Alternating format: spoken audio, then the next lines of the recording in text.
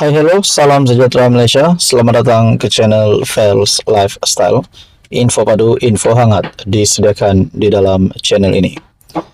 Saudara-saudara, tuan-tuan dan puan, sebelum ini kita mendengar berita buruk untuk Bersatu, di mana terdapat ratusan akar umbi bersatu, dan juga dinyatakan pemimpin PN yang berprofil tinggi akan menyertai PKR.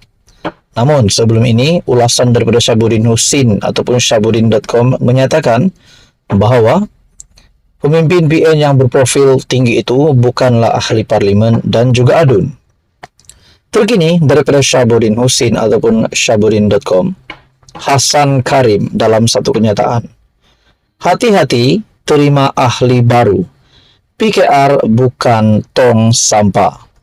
Ini pasti satu tajuk berita yang menggemparkan kerajaan dan juga pembangkang. Bekas pemimpin parti lain yang mahu menyertai PKR perlu ditapis dan disemak terlebih dahulu latar belakang mereka, kata ahli parlimen Pasir Gudang Hasan Karim. Hasan berkata, PKR juga tidak seharusnya menerima mana-mana pimpinan yang mempunyai rekod jenayah, bankrupt dan rasuah.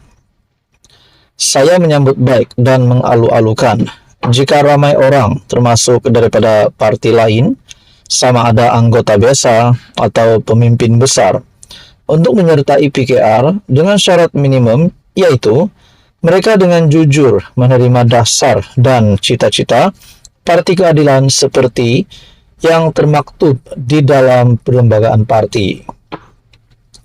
Bagaimanapun adalah wajar serta munasabah serta bertanggung jawab untuk semak ke atas pemimpin besar parti lain yang ingin menyertai PKR.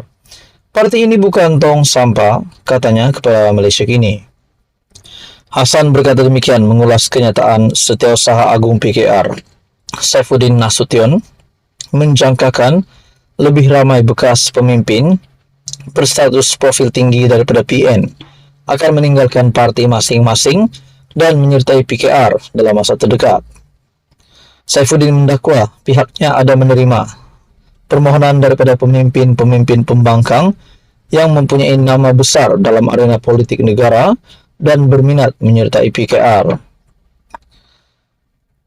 Pada Selasa lalu, bekas MPT ataupun ahli majlis pimpinan tertinggi Parti Bersatu Muhammad Faiz Naaman mengumumkan penyertaannya dalam PKR. Selain Faiz, bekas adun dengkil dan Bersatu, dari Bersatu, Adhif Syan Abdullah turut diterima menyertai PKR. Mengulas lanjut, Hasan berkata PKR perlu mengekalkan imejnya yang bersih sebagai sebuah parti yang ingin membawa perubahan dan reformasi. Elemen-elemen bersifat parasit, dedalu, oportunis atau penyangap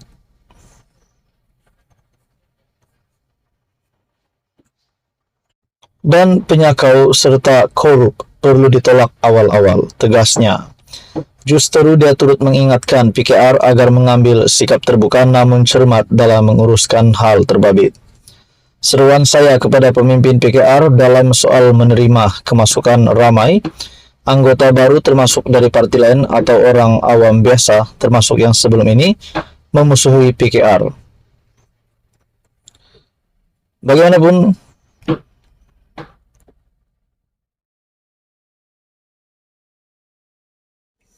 halo semua, salam sejahtera Malaysia. Selamat datang ke channel Fels Lifestyle. Terima kasih kerana masih setia bersama di dalam channel ini untuk mendapatkan maklumat-maklumat terkini, isu-isu hangat politik di Malaysia. Saudara-saudara yang amat dihormati semua, sudah pasti berkaitan dengan rasuah, berkaitan dengan jerum yang pernah dinyatakan Perdana Menteri Malaysia Datuk Seri Anwar Ibrahim. Banyak saja tangkapan-tangkapan yang dilakukan SPRM. Ada juga pemimpin politik hari ini yang berhadapan dengan dakwaan, yang berhadapan dengan kes mahkamah, tidak lain dan tidak bukan berkaitan dengan rasuah. Nah, saudara-saudara yang amat dihormati, sudah pasti tangkapan jerum besar dimanapun yang telah terlibat dengan rasuah perlu dilakukan tangkapan ini secepat mungkin. Saudara-saudara, SPRM dalam satu kenyataan ataupun dalam satu berita terkini daripada Malaysia kini, SPRM tahan 4 penjawat awam terima rasuah lebih RM5 juta.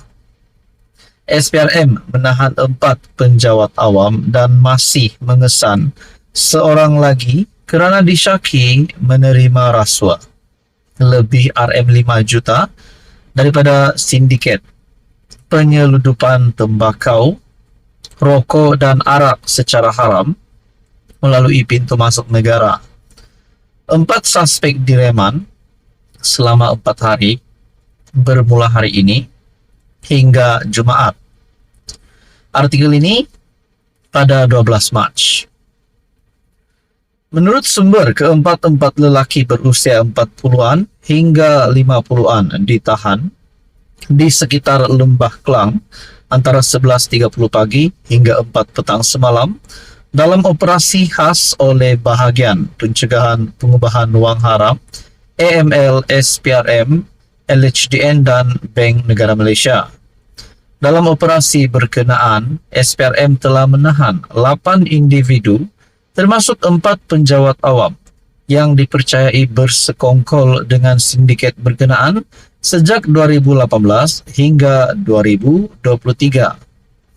Setakat ini, sindiket tersebut dipercayai telah menyebabkan ketirisan hasil cukai dianggarkan kira-kira 400 juta dan telah memberi wang rasuah lebih RM8 juta kepada beberapa individu, termasuk penjawat awam bagi menyeludup tembakau kunyah, rokok, arak serta beberapa barang lain menurut sumber. Turut dirampas pelbagai barangan seperti telefon bimbit, komputer riba, komputer pribadi, wang tunai, rumah dan kereta dianggarkan bernilai hampir RM6 juta. Selain membekukan 237, akaun bank membabitkan wang berjumlah kira-kira RM12 juta. Sindiket ini dipercayai menggunakan modus operandi dengan menggunakan akaun keldai bagi melakukan transaksi pembayaran wang rasuah kepada penjawat awam yang bersekongkol dengan mereka. Ketua Pesuruhjaya SPRM Tan Sri Azam Baki ketika dihubungi mengesahkan penahanan itu dan berkata kes disiasat di bawah Seksyen 17 dalam kurungan E Akta SPRM 2009 dan Seksyen 165 Kanun Keseksaan. Beliau berkata SPRM juga akan memohon reman terhadap beberapa lagi individu yang ditahan di bawah Seksyen 17 dalam kurungan B Akta SPRM 2009. Ini pasti satu petangkapan jerum besar yang pasti menggemparkan seluruh Malaysia. Apa komen Anda? Sekian saja. Teruskan bersama di dalam channel ini untuk info yang seterusnya.